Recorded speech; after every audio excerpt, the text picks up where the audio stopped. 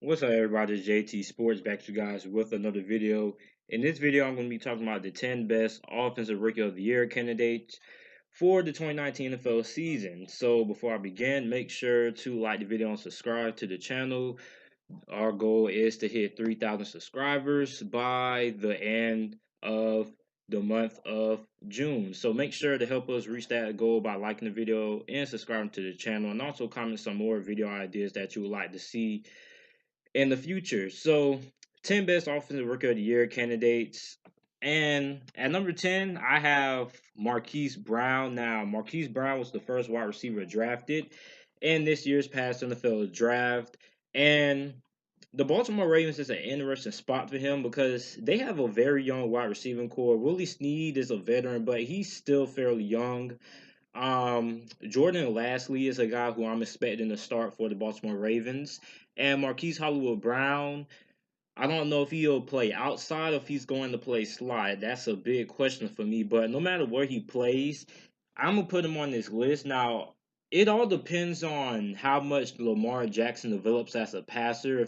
If Lamar Jackson develops a lot, then I think Marquise Brown could be in the running for a big rookie year, at least 900, 1,000 yards at the most. But if not, I could see him getting about 600 yards because basically, for the most part, I think Marquise Brown is going to be Deshaun Jackson 2.0. Basically, I don't see him getting like over 90, 100 receptions. I see him more as a 60, 50 reception guy who is a very good deep threat because of his speed. Now, he's not a guy who's going to, be getting like 12 receptions a game and stuff like that. He's not that kind of a player. He's just a very good deep threat. And him and Lamar Jackson have that Broward connection. Both of those guys both grew up in Broward, Florida. So I'm putting him on this list at number 10. I think he should have a very solid rookie year. At number 9, we have halfback Darryl Henderson. Now, Darryl Henderson, yeah, he's a halfback. He's a backup to Todd Gurley. But although he's a backup, we don't know the status of Todd Gurley because actually it's a report by Jake Glazer of Fox Sports who says the LA Rams have big concerns over Todd Gurley and his arthritis that he has in his knee and stuff like that. So we could see a lot of Darrell Henderson. And also, you guys got to take this into account that the LA Rams already know that they're going to be in the playoffs. So maybe around week 8, week 10, we start seeing less of Todd Gurley and we start seeing more of Darrell Henderson as the LA Rams kind of try to preserve Todd Gurley and try to preserve his health so they can have him fully healthy going into the playoffs. So that's another reason why I have Darrell Henderson on this list. And also, I just think Darrell Henderson is too talented of a player for the LA Rams to just let him sit back and just not really get a lot of snaps behind Todd Gurley because even though Todd Gurley, even if he is fully healthy, I still believe that Sean McVay has some ways that he wants to utilize Darrell Henderson because this guy is an exceptional talent. I had him rated as my third best running back in this draft class, so he's a very talented halfback. I don't see him sitting behind the bench for Todd Gurley, even if he's healthy. He's just a very good halfback, home run hitter, a lot of explosiveness. So I have him at number 9 on this list. He also has the third best odds of winning the Offensive Rookie of the Year, according to Las Vegas. At number 8, I have the second halfback on this list, David Montgomery. Now, the Chicago Bears, they got rid of Jordan Howard. So really the probably only competition they have that could compete with snaps with David Montgomery is Tyreek Cohen, but we already know how Matt Nagy and the Chicago Bears offense utilize Tyreek Cohen. They line him up at receiver, running back, all kinds of interesting positions, find ways to get the ball in his hands. So he's not a guy who's going to get 20 carries and stuff like that. David Montgomery is going to be their starting running back day one. In my opinion, he should be. At Iowa State, he's a very strong runner. He's not a guy like a Darrell Henderson who's going to break for like 60-yard and 70-yard touchdowns, but he's more of a grinded out guy who you can get the ball to about 20 times, and he's going to give you at least a solid 4 or 5 yards per carry. So he's just what I call a grinder at the halfback position. Not flashy. He's not going to do anything, highlight reel material, but he can give you those tough 4 to 5 yards every time he gets the ball. At number 7, I have wide receiver Andy Isabella. Now, Andy Isabella, I believe I put him on this list because he's probably the best playmaker wide receiver that the Arizona Cardinals have on their roster currently. Now I know they had Christian Kirk, but Christian Kirk to me is just a very good deep threat. And they have Larry Fitzgerald, but we already know Larry Fitzgerald. He's not going to be the guy who's going to be making a highlight reel, yards after catch and stuff like that. Andy Isabella is the most dynamic wide receiver who they have on their roster. He's going to be a guy who's probably going to be doing most of their dirty work. Don't be surprised if in his rookie year he has 60 to 70 receptions, which is very, very good for a rookie wide receiver. And Andy Isabella, he's going to be that slot receiver who's going to be making a lot of those third down catches. And this guy is very, very explosive once he gets the ball in his hands. So I expect him to have 70 receptions, near 1,000 yards, or not 1,000 yards, 800 or some a crazy mark around that line. Even if you don't have to have 1,000 yards to be a offensive rookie of the year candidate. Calvin Ridley proved that last year. He was in a running for being one of the finalists for offensive rookie of the year, and he didn't even hit 1,000 yards rushing. He just had, or 1,000 yards receiving, excuse me. He just had a very good season as a rookie. He was the best rookie wide receiver last year. So Andy Isabella doesn't have to come and his rookie season absolutely set the league on fire for 1,000 receiving yards. He just has to be very consistent and make a lot of key plays like what Calvin Ridley did. We saw Calvin Ridley have big games. We saw him have some big plays. So I think he's going to have that kind of an impact. I have him at number 7. At number 6, we have DK Metcalf. Now, DK Metcalf has the potential to be probably the best rookie wide receiver. Him and N'Keal Harry are most likely going neck and neck in terms of who is getting the most hype. N'Keal Harry is getting a lot of hype. DK Metcalf is getting a lot of hype. Heard a lot of good things about DK Metcalf coming out of the Seattle Seahawks rookie minicamp.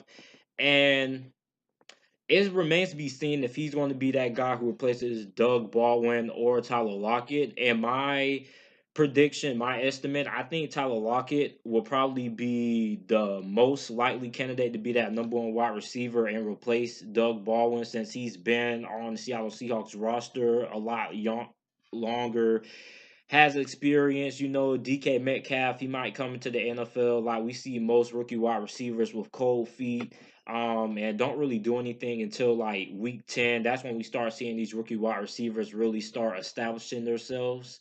And we've seen it a lot. Like a lot of these rookie wide receivers from last season, like DJ Moore and Calvin Ridley, they didn't really do a lot until, after the midway point when they get fully acclimated in the offense and at the NFL level, and they're more comfortable and stuff running NFL routes and stuff like that. So I think DK Metcalf could be in for a big second half of the season.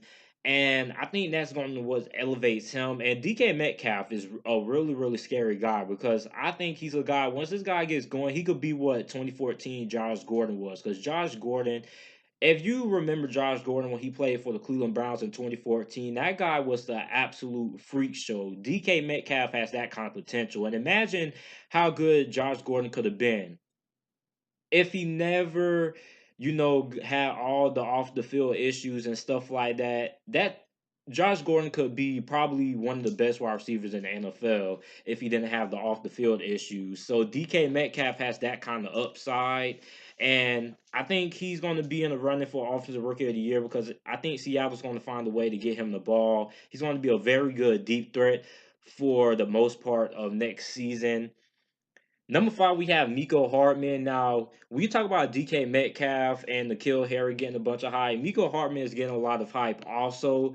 Now, he was a guy, he struggled a little bit at the Kansas City Chiefs rookie minicamp with all the route combinations that they have at the NFL level and stuff like that. And at the University of Georgia, they didn't really have a lot of different unique routes that they ran and stuff like that.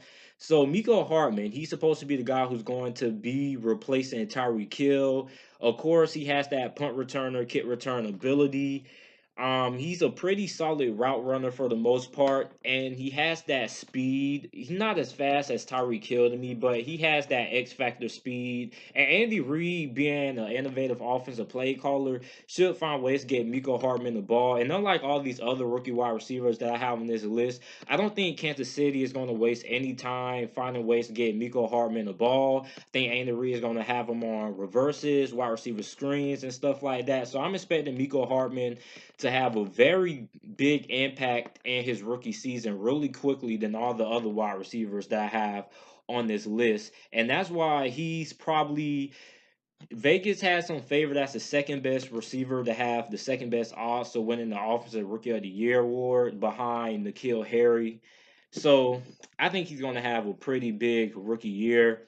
Number four, we have Dwayne Haskins. Dwayne Haskins, to me, is going to be the starting quarterback for the Washington Redskins because when you consider the stakes, he was drafted top 15, and Jay Gruden, this is the last year of his contract. So if he doesn't show the Washington Redskins staff or organization something, this will be his last year. So I don't think Jay Gruden would have drafted Dwayne Haskins that high in the NFL draft, knowing the circumstances and knowing his job is on the line. So Dwayne Haskins, I'm expecting this guy to come and start right away. You don't draft a guy top 15 just for him to wait and sit, especially considering the season that Jay Gruden has to have, probably having the hottest hot seat and all the NFL coaches this year. So Dwayne Haskins, the wide receiving core is a lot to be desired. I mean, I need to see a lot more when it comes to OTAs and when we get to training camp.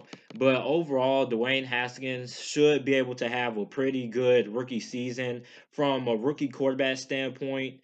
And number three, we have Josh Jacobs. Now, Josh Jacobs is going to be a guy who's going to have the ability to have a big impact because he's probably in the best situation than most of the guys on this list. Josh Jacobs is going into the Oakland Raiders season, probably the best running back on their team. They lost Isaiah Correll. He suffered a season-ending injury.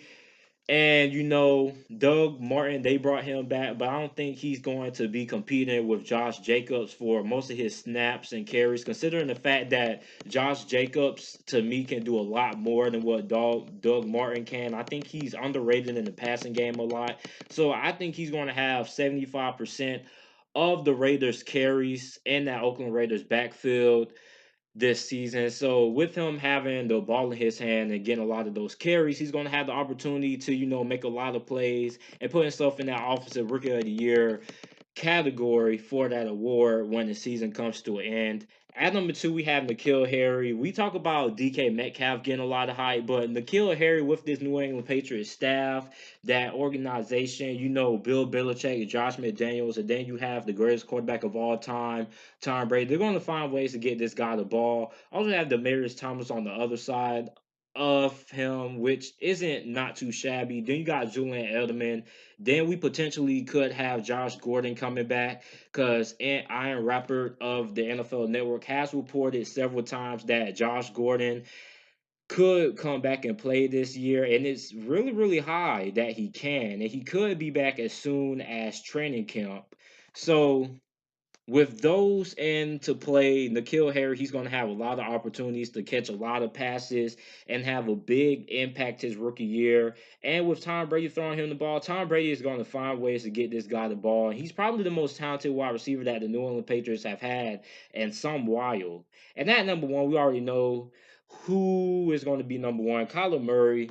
Colin Murray, it's not just because he was the number one overall pick. Put Colin Murray on this list, even if he wasn't the number one overall pick and he still got drafted by the Arizona Cardinals, because he's playing that air raid offense. Now, if you're a fan of the college football game, you know that the air raid offenses and college football throw the ball at least 35, 40 times a game. Most of them throw 40 to 50 times a game. 35 pass attempts is just the average norm for a college football offense.